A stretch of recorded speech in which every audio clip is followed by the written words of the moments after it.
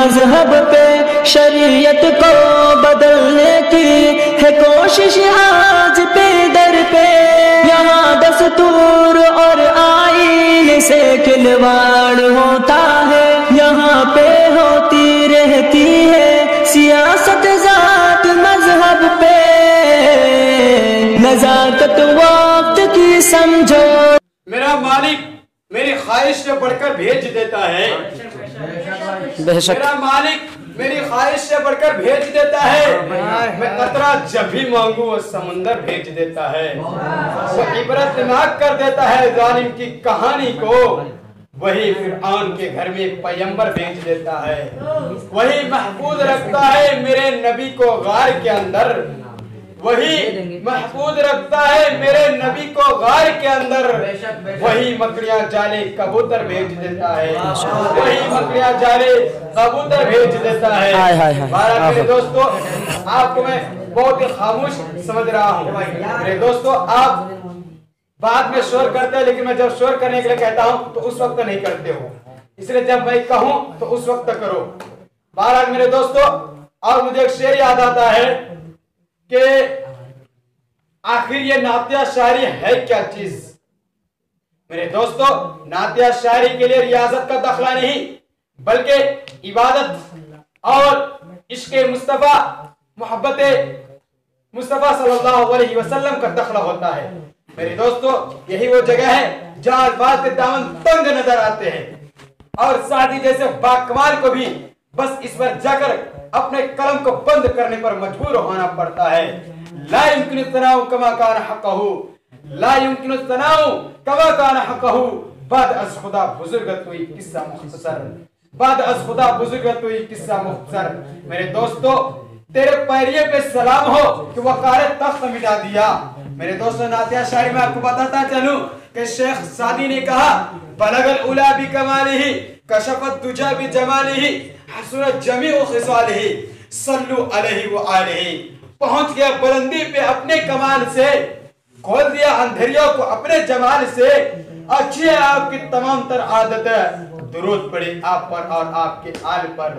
درود پڑے آپ پر اور آپ کے آل پر۔ میرے دوستو، پاکستان کے ایک شاعر نے کہا کہ تیرے پیریے پہ سلام ہو کہ وقار تخت مٹا دیا، تیرے جھوپڑے پہ درود ہو کہ زمین کو عرش بنا دیا، تیرے فکر و فاقہ نے حل کیا ہے معاشیات کے مسئلے، کہ تیرے غریبی نے ہم غریبوں کو زندہ رہنا سکھا دیا، تیری غریبی نے ہم غریبوں کو زندہ رہنا سکھا دیا۔ میرے دوستو، ڈاکٹر راحت اندوری کے 4 مصرعات تک پہنچے ہوں گے کہ انہوں نے کہا کہ حد شعور حد مفاہیم لکھ دیا، دنیا میں تخت و تاج زر و سیم لکھ دیا، لکھنا تھا کائنات کی تخلیق کا سبب، میں نے لڑتے ہاتھوں سے تصمیم لکھ دیا۔ میرے دوستو، اور مجھے شعر یاد آتا ہے کہ حد شعور حد مفاہیم لکھ دیا، دنیا میں تخت و تاج زر و سیم لکھ دیا،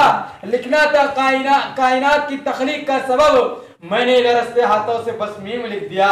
میں نے لرزتے ہاتھوں سے بس میم لکھ دیا۔ میرے دوستو، نصیر بنارسی نے کہا کہ نبی کے پاؤں کے تلووں سے جب لگا پانی، آپ بولتے رہے بھائی، وہ خاموش نظر آتے، اچھا نہیں لگتا، جب چارج ختم ہوتا ہے اور اگر آپ اس میں چارج میں لگاؤ گے تو انشاءاللہ خود بخود بیٹری گاڑی آگے چلتے رہے گا، اس لیے آپ پیٹرول ڈالتے رہیے گا۔ کہ انہوں نے کہا کہ نبی کے پاؤں کے تلووں سے جب لگا پانی، لگا جو کوثر و تسنیم بن گیا پانی، الہی ایسا کبھی خواب ہی میں ہو جاتا تو غور کرتے وضو اور میں ڈالتا پانی۔ اس کے بعد فرماتے مصطفیٰ ارشاد، اے نصیر پی جا یہ میرا بچا ہوا پانی۔ میرے دوستو، ڈاکٹر نواز دیوبندی نے کہا کہ ہر بقول لفظ کو جملے کو گنا دیا ہم نے، ہر بقول لفظ کو جملے کو گنا دیا ہم نے، ان پہ منظور خیالوں کو دعا دیا ہم نے، کہہ کے کچھ نعت کے اشعار بنا میں محمد، شاعری جا تیری توقیر بڑھا دی ہم نے۔ بہرحال میرے دوستو، انہی چند اشعار کے ساتھ اب آئیے میں آپ کے سامنے ایک ایسے دھماکہ خیز خطیب، شعر نواز، کروڑوں کے مجمع کو سنجیدگی بخشنے والا ادیب، کروڑوں کے مجمع کو سنجیدگی بخشنے والا ادیب، ایوان باطن میں زلزلہ برپا کرنے والا امیر، شہنشاہ فکر و تدبر، شہنشاہ فکر و تدبر، آبروئے سنیت، فلک خطاوت کریں یہ تابع، جامع معقولات و منقولات، جناب مولوی محمد عبدالاحد، جن سے میری مراد مولوی محمد अब्दुल अहद मखनपुरी से है। मैं उनको इस शेर के साथ इस्तकबाल करता हूँ कि आपकी यकताई हर एक रंग पर छाई है, आपकी यकताई हर एक रंग पर छाई है, सारा मजमा आपके जलवा का तमाशाई है। ऐ बुलबुले शहदा तूने सुनाया हंस कर, अब जिगर थाम के बैठो कि हजरत की बारी आई।